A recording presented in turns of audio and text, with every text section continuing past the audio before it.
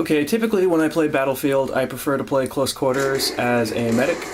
However, I have spent quite a long time playing Battlefield, and I have gotten some rather long distance headshots for the console version of Battlefield.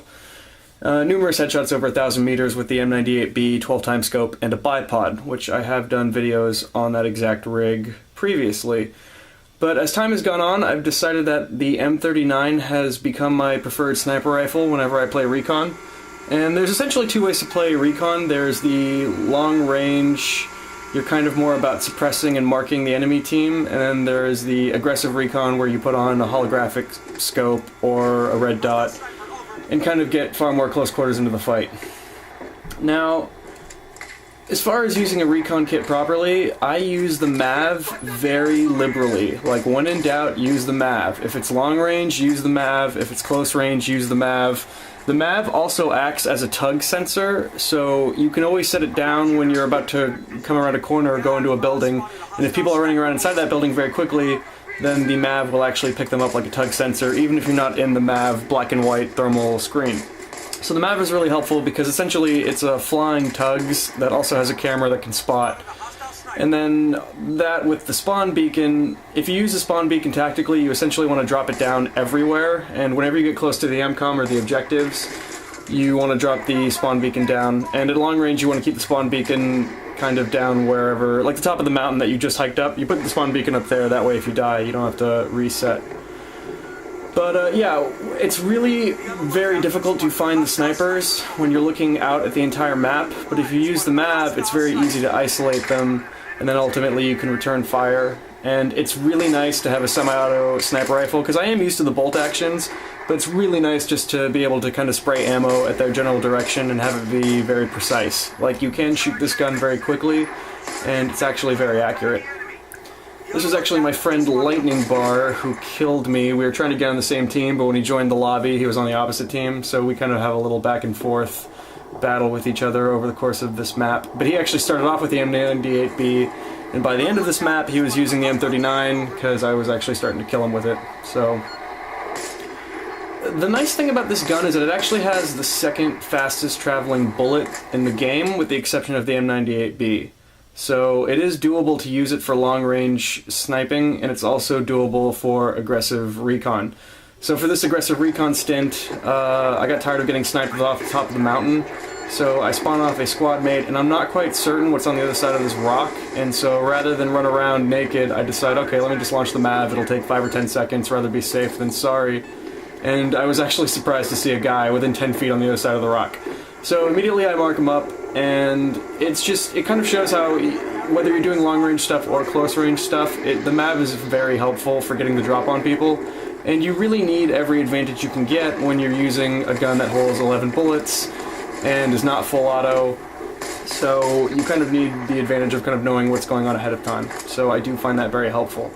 Now when you're doing the aggressive recon thing, you can either go loud, which with this gun is very nice because your bullets travel very fast. Like, they definitely travel over 500 meters a second, so they just get there very quickly. And it's almost like shooting a laser beam if you're shooting a guy within 200 to 300 meters.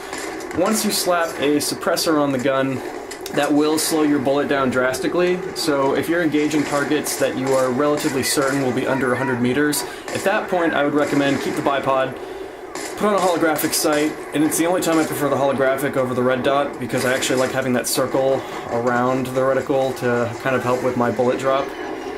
And yeah, I mean, being silenced is incredibly advantageous if you're actually trying to sneak up behind the enemy, or if you're on a roof shooting into a window. You really don't want them to look at you, so it's very helpful to be suppressed. Now when I enter these kind of situations where I'm being completely pinned down, I will still drop the spawn beacon, and notice that we're very close to the MCOM, so the rest of my squad can parachute in, and because I'm completely pinned down, I will use the MAV to my advantage. Now, one thing you can do with the MAV, I don't actually ever kill people with the MAV, but I do like slightly trolling them. So these guys right here, I want to make sure that my MAV goes in front of their scopes and annoys them so that they have to take their eyes off of my teammates and start looking at me.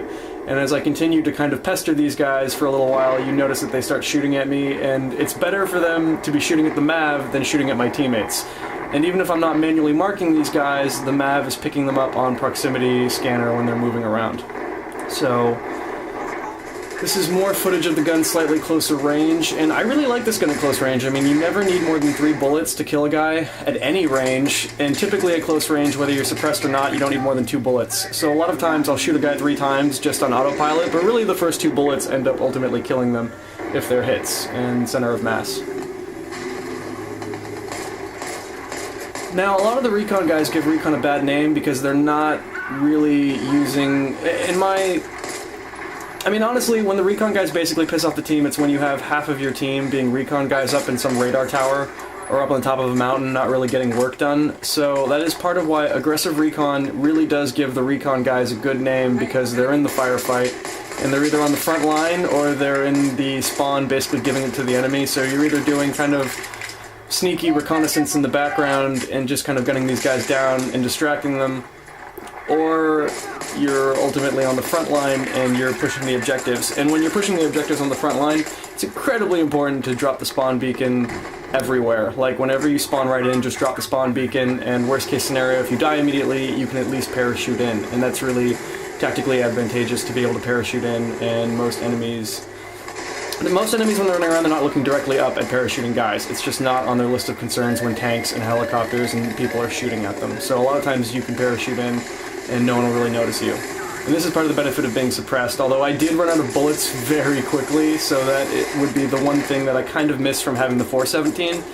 The 417 is a semi-automatic sniper rifle that has an incredibly fast reload, and it holds twice as many bullets as the M39. However, I find that the M39 is a lot more accurate at longer ranges, and that the bullet velocity is so much faster on the M39 that I can get longer range shots with the M39 relatively easily. Whereas with the M417, I just feel like the bullet's too slow, and especially when the M417 is suppressed, that bullet is incredibly slow, and you really will notice a difference if you switch to the M39 with a suppressor. Like, you will notice that, man, these bullets really are moving very quickly.